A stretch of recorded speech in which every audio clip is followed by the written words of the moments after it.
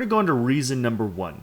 Now, reason number one is the professional gap. Now, realistically, this is just a mismatch between the skills you have now and the skills that you need to realistically do that job relatively well. Now, in other words, and I love this analogy real quickly, you need experience to get the job, but you need a job to get experience. It's this weird little paradigm. So here's how we teach our students how to bridge what we call the professional gap. Now, the way that we teach them is first and foremost, you need to earn income while you're learning. During that 24-month period of learning your skill, you need to be doing that. Now, unfortunately, there's a handful of you watching this right now who have done your learning already, which means that you're kind of in a back against the wall, you need to get a job position. What I want to refer you back to is the 24-month period. Now, if you started learning 24 months ago, did you put in 20 hours a week? If you didn't, it's time to probably reset that 24-month period with realistic expectations. It's not the thing you probably want to hear, but it's the realistic expectation. We pride ourselves, and especially I pride myself off, giving you the honest truth, not just something that's going to make you feel good. So this is how you earn income while you learn. You want to leverage these four things. And by the way, we're going to have dedicated videos explicitly covering this. I'm just going to be mostly pointing out right now the 3 reasons why most people do not get hired for entry-level jobs. So if you need to earn income while you're learning, one of the first things you could look into is Upwork. This is where we specialize teaching a lot of our students. Number 2 is Fiverr. We have a handful of students having a lot of success on Fiverr. Number 3 is Facebook/Discord groups. This is actually where I got my first big project and job. I got a job paying $750 a week from a Facebook group. In addition, I got my first job paying $69,750. I know it's ridiculous, but that is where I got my first job, all from Facebook groups. They're incredibly powerful. Same thing for Discord groups. One of the ways we found one of our mentors for our community was through Discord. These are incredibly powerful tools. You just need to learn how to get in the right groups. And finally, friends and family. Do you know friends or family that need jobs done? They need websites built. They need software. They have all these ideas, right? Now, let's say you are looking through all these things and you're finding some opportunities, but there's the downside, right? No one wants to work with you. So here's this technical partner aspect. I'll get to in a second. But what I want to focus on here is this skin in the game lever. This is the lever you're going to have to pull to get your opportunities as a freelancer and to earn while you learn. So the skin in the game lever is exclusively this aspect of how can you create a deal where the person you're working with gets this massive risk reward benefit, right? So what I recommend to everybody who's working on getting their first 1 to 3 freelance projects is that when they go to work with you, you don't charge anything and you guarantee they get what they want. So if they're not happy, you don't charge them a single thing. Here's what's going to happen. When you work off the skin in the game framework, you have to understand you're going to work with the lowest quality people. It's just kind of it's the work that you have to put in when you're first getting started. You're not going to like these people, most likely. In fact, they're pretty unbearable to work with. They're going to ask for change after change after change. They're not going to know shit. They're typically terrible to work with. But this is part of what it means to bridge the professional gap.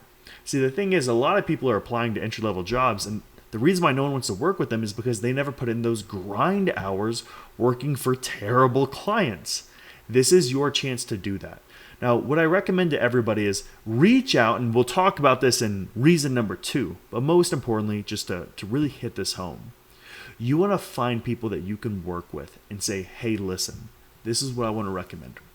I want to come in. I want to rebuild your entire website. I want to connect your POS system to this e-commerce system, to this lead platform system, to this CRM. I want to do all of this for you. And I don't want you to pay me a dime unless it improves your business operations. Does that seem like a fair deal? That's a simple offer. The second offer could be from a marketer. I'm going to come in. I'm going to create 50 pieces of content for you that we're going to post over the next 2 weeks. And if you see growth, if you see success from that, maybe we can have a conversation about an ongoing retainer afterwards. Does that seem fair? Exactly. So the big aspect and the thing that the hurdle that a lot of people face when trying to bridge the professional gap, the biggest hurdle they face at the end of the day is that it's the entitlement curse, right? When we first get started, one of the hardest things about it is we don't like being told no. We don't like being told you're not good enough, and it's incredibly fucking painful. I get it. But you have to understand that the reason why a lot of people can't bridge the professional gap is because they're not willing to drop that ego and be told and dealing with really terrible clients, which is kind of what you have to do.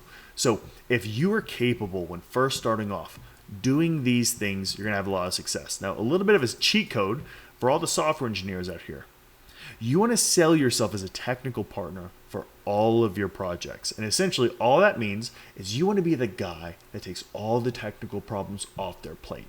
You are going to be the guy or girl who's going to step in, build the landing pages, the website, the CRM, the POS systems, the XYZ, XYZ, XYZ, XYZ. And you're going to do it at no cost. And one of the goals of a technical partner is not to build custom code solutions, but rather right tool for the job solutions. And all that means is if somebody wants a new website, you don't go custom code it. What you go is you go build it with something like ClickFunnels or landing pages or Unbounce or even WordPress. You go build it with something where you can get the solution up and running like that, and you can charge them a much lower fee because you're doing a lot less work. The benefit of that is what you're looking for during the professional gap, especially for an entry-level developer, is not necessarily coding experience, but professional experience communicating with somebody.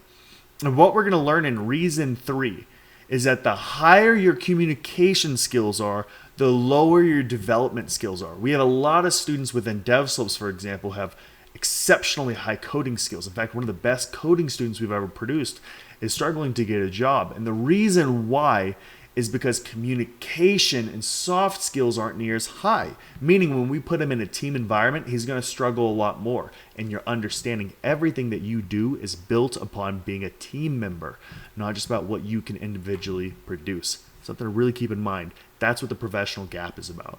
A lot less about you not having experience and a lot more about do you have professional experience dealing with a lot of weird circumstances. Fun fact, that's why people like teachers or anybody that's had to deal with bureaucracy, sorry if I pronounced that wrong, anybody who's had to deal with those really social, like high social circumstances is able to make a job transition faster because they understand how to deal with hierarchies and things along those lines. Now, reason number 1